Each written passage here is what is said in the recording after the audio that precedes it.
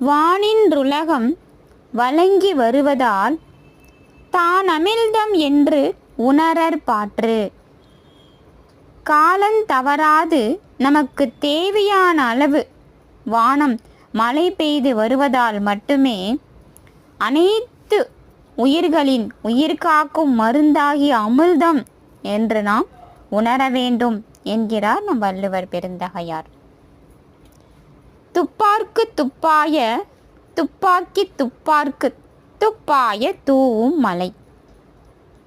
உண்பார்க்கு அதாவது உண்பவர்க்கு தேவையான உணவுப் பொருள்களை விளைவித்து தருவதுடன் அவற்றை உண்பவருக்கு தாமே உணவாகவும் இருப்பது மலையே.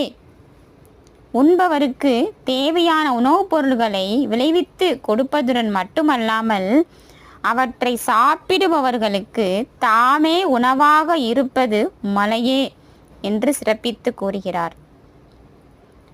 விண்ணின்று பொய்ப்பின் விரி நீர் விய நூலகத்து உள் நின்று உடற்றும் பசி.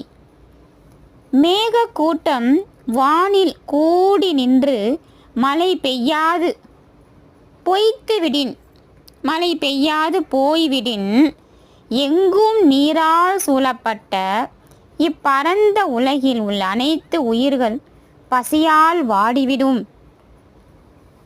என்கிறார் நம் வள்ளுவர் பெருந்தகையார். மேகக்கூட்டம் அனைத்தும் வானில் கூடி நின்று மழை பெய்யாது